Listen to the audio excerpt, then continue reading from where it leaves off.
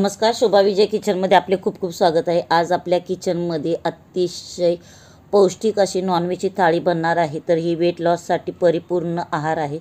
तसेच एका थाळीमध्ये अजिबात ही एक थेंबही तेलाचा वापरलेला नाही। तसेच दुसऱ्या थाळीमध्ये अर्ध्या लहान चमच्यामध्ये 2 ते 3 जणांसाठी मस्त अशी भाजी बनलेली आहे।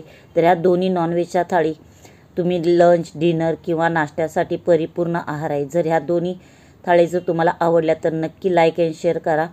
ही जी थाळी आहे ही ऑइल फ्री आहे, एकही थेंब वापरलेला नाही। तशीच ही जी थाळी आहे ह्यामध्ये आपण फक्त एक लहान चमचा तेल वापरलेले आहे। जर या दोन्ही थाळी तुम्हाला आवडल्या तर नक्की लाईक अँड शेअर करा। तर इथे आपण आज दोन्ही थाळी एकदम पाहणार आहोत।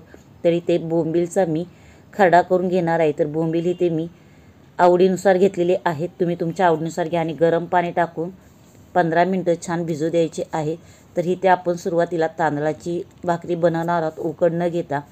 तर तांदळाचे पीठ छान चाळून ह्यामध्ये छान कोमट पाणी टाकून आपल्याला हे पीठ मळून घ्यायचे आहे। तर इथे तुम्ही जर ताजे पीठ असेल तांदळाचे तर तुम्ही इथे साधे पाणी वापरले तरी चालेल, पण हलके कोमट पाणी वापरल्याने आपली भाकरी अतिशय मऊ लुसलुशीत जास्त वेळ राहते, तसेच छान फुगलीही जाते। सकाळची भाकरी संध्याकाळपर्यंत अतिशय मऊ राहते जर तुम्ही कोमट पाणी वापरले तर पीठ छान आपल्याला मळून घ्यायचे आहे। जितके तुम्ही पीठ छान मळाल तितकी भाकरी अतिशय सुबक बनते। छान पीठ मळून झाल्यानंतर जेवढी भाकरी करणार आहोत तेवढे पीठ घेऊन छान त्याचा गोल आकार देऊन कोरड्या पीठ थोडे टाकून त्यावर हाताच्या साहाय्याने मी थापून घेणार आहे। तुम्हाला जर लाटून घ्यायचे आहे तर लाटून घेऊ शकता, पण इथे सोपी पद्धत म्हणजे हाताने लाटून घेणे।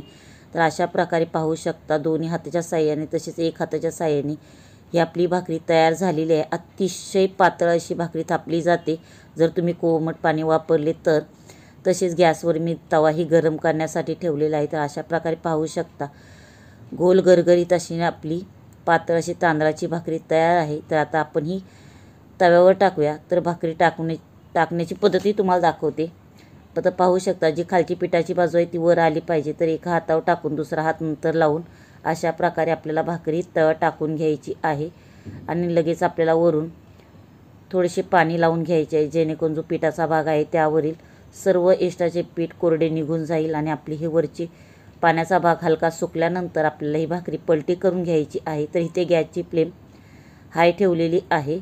तर हे पाहू शकता छान भाकरी पलटून झाल्यानंतर लगेच गॅसची फ्लेम आपल्याला कमी करायची आणि लगेच दुसरी भाकरी मळण्यासाठी घ्यायची। जेव्हा आपण दुसरी भाकरी थापण्यासाठी घेतो तेव्हा लगेच गॅसची फ्लेम इथे मोठी करायची आहे आणि झटपट भाकरी थापून घेणे। तर इथे पाहू शकता भाकरी थापेपर्यंत आपली ही बाजू छान भाजली गेलेली आहे। जिथे कच्ची असेल तिथे अशा प्रकारे छान काही सेकंद धरून लगेच काढायची आणि लगेच आपल्याला दुसरी भाकरी टाकायची आहे। आणि दुसरी भाकरी टाकल्यानंतर त्यालाही वरच्या बाजूने छान आपल्याला पाणी लावून घ्यायचे आहे। पाणी लावल्यानंतर तेही हलके कोरडे झाले की लगेच भाकरी पलटून घेणे आणि हा तवा आपल्याला साईडला करायचा आहे। आणि त्याच बर्नरवर जी सुरुवातीला पहिली भाकरी भाजली होती ती अशा प्रकारे मोठी आच करून उलतान खाली ठेवून त्यावर भाकरी आपल्याला गोल गोल फिरवून भाजून घ्यायची आहे। इथं भाकरी पाहू शकता अतिशय टम अशी फुगलेली आहे, मऊ लुसलुशीत झालेली आहे। तुम्हाला शेवटीही दाखवते। तर अशा प्रकारे छान भाकरी आपली भाजून झाली। पुन्हा एकदा तवा गॅसवर ठेवून दुसरी भाकरी तुम्हाला भाजून दाखवते। तर इथे पाहू शकता तिसरी भाकरी थापेपर्यंत आपली दुसरी भाकरी ही छान भाजली गेलेली आहे। तीही काढून आपण इथं पाहू शकता। लगेच तुम्हाला दुसरी भाकरी दाखवते, कारण व्हिडिओ मी तुम्हाला सविस्तर दाखवू शकत नाही, खूप व्हिडिओ मोठा होईल। कारण आपण एकाच व्हिडिओमध्ये 2 नॉनव्हेजच्या थाळी पाहणार आहोत। तर इथे भाकरी पाहू शकता अतिशय टम्म अशी फुगलेली आहे। तर इथे तुम्हाला नाचणीची भाकरी दाखवते। तर हे मी नाचणीचे पीठ घेतलेले आहे। तर नाचणीच्या पिठामध्ये थोडेसे मी हलके मीठ टाकत आहे, जेणेकरून त्या भाकरीला छान चव येईल। तुम्ही तांदळाच्या पिठामध्येही थोडेसे मीठ वापरले तरी चालले असते, पण मी ते नाही वापरले। तर नाचणीच्या पिठामध्ये किंचित मीठ टाकून थोडे थोडे पाणी टाकून आपल्याला हे पीठ छान मळून घ्यायचे आहे। जर हे पीठ शिळे असेल किंवा आधीच दळलेले असेल तर इथेही तुम्ही कोमट पाण्याचा वापर करा, कारण नाचणीचे पीठ आणि ज्वारीचे पीठ जसजसे जुने होईल तसतसे त्यातील स्टार्च कमी होत जाते। आणि इथे पाहू शकता हलके कोमट पाणी घेऊन 2 हाताच्या साहाय्याने जितके हे पीठ तुम्ही मळता येईल तितके मळा, म्हणजे भाकरी आपल्याला छान अतिशय सुबक थापता येईल, मध्ये तुटणार नाही, कोरडीही बनेल, त्यात एक चिकटपणा येईल। तर अशा प्रकारे छान मळून झाल्यानंतर थोडेसे नाचणीचे पीठ खाली पसरवून गोळ्या छान टाकून आपल्याला 2 हाताने पसरून घ्यायचं आहे. तर इथे पाहू शकता 2 हाताने मी छान थापून घेत आहे.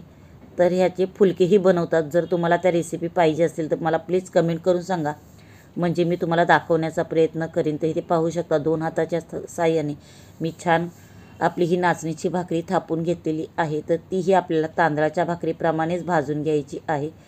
पिठाची बाजू वर करून छान इथे टाकून झाल्यानंतर थोडेसे पाणी लावून घेणे आणि हे वरील पाणी हलके कोरडे झाले की आपल्याला ही भाकरी पलटी करून घ्यायची. तर इथे बऱ्याच आपल्या भाकरी बनवण्याच्या पद्धती आहेत. जर त्याही तुम्हाला पाहिजे असेल तर प्लीज मला कमेंट करून सांगा. तर तोपर्यंत दुसरी भाकरी थापूनच आहे. तोपर्यंत इथे गॅसची फ्लेम आपण मोठी ठेवून नाचणीची भाकरी पहिली भाजत आहे. तर दुसरी भाकरी पाहू शकता छान आपली थापून झालेली आहे आणि तितकीच पातळ आपण बनवलेली आहे. तर इथे पाहू शकता. तर ही भाकरी ही आपली अतिशय खरपूस अशी भाजली गेलेली आहे. तर तीही आपल्याला पाहू शकता अशाप्रमाणे भाजून घेऊन काढून घ्यायची आणि दुसरी भाकरी टाकून पुन्हा एकदा त्यालाही पाणी लावून पाणी कोरडे झाले वरचे की लगेच आपल्याला पलटी करून पहिली भाकरी भाजून घ्यायची आहे. तर इथे पाहू शकता अशा प्रकारे तवा काढून त्या बर्नरवर छान भाकरी भाजायची. तुम्ही तव्यातही भाकरी भाजू शकता, पण तसे भाजल्याने आपल्याला खूप वेळ लागतो. तर इथे पाहू शकता अशा प्रकारे छान टम्म अशी ही नाचणीची भाकरी फुगलेली आहे. जर नाचणीचे पीठ तुमच्याकडे जुने असतील तर त्यामध्ये तुम्ही तांदळाचे थोडेसे 1-2 चमचे पीठ वापरले तरी चालेल. तुम्हाला दुसरी ही नाचणीची भाकरी मी दाखवते. तर छान मस्त अशी तीही खरपूस अशी भाजली गेलेली आहे. तर तोपर्यंत भाजण्यापूर्वी ह्या तव्यामध्ये गरम आहे तवा, तोपर्यंत मी सुकट टाकलेली आहे. तर इथे पाहू शकता दुसरी ही भाकरी पूर्णपणे टम्म अशी फुगलेली आहे. अजिबात कुठेही चपटी झालेली नाही. अतिशय टम्म ही भाकरी भाजून झालेली आहे. तर ह्या तव्यावर मी जी सुकट टाकली ती पण आपल्याला छान भाजून घ्यायची आहे. तर इथे पाहू शकता सुकट छान भाजून झाल्यानंतर एका बाउलमध्ये काढायची. करपायची नाही, आपल्याला फक्त गरम करून घ्यायची आहे. कारण भाकरी भाजेपर्यंत आपली सुकट छान गरम होऊन भाजली गेली होती. तर पाणी टाकून ही सुकट आपल्याला धुवून घ्यायची आहे. तर धुवून झाल्यानंतर इथे पाहू शकता छान ही पिळून काढत आहे दुसऱ्या एका बाउलमध्ये. ह्याचा आपण भरीत बनवणार आहोत. तर इथे छान सुकट पिळून घेतल्यानंतर बारीक चिरलेला कांदा, तसेच मीठ टाकलेले आहे चवीनुसार, लाल तिखट टाकलेले आहे चवीनुसार, जिरे पावडर पाव लहान चमचा आणि वरून अर्ध्या लिंबाचा रस तोही यामध्ये छान मिक्स करून घ्यायचा आहे.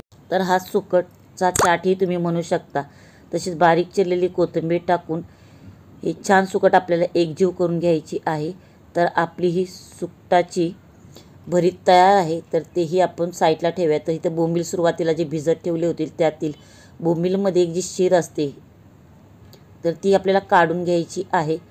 तर अशा प्रकारे छान बोंबील भिजल्यामुळे ह्यातील मधली जे काट्याचा भाग असतो तो निघून जातो. तो तोंडामध्ये आल्यावर खरखर लागतो म्हणून काढून घेतलेला आहे. जर तुम्हाला आवडत असेल तर नाही काढला तरी चला. अशा प्रकारे सर्व बोंबील साफ करून घेतलेले आहे आणि तव्यामध्ये अर्धा लहान चमचा तेल टाकून त्यामध्ये हिरव्या मिरच्या टाकलेल्या आहेत 5 ते 6.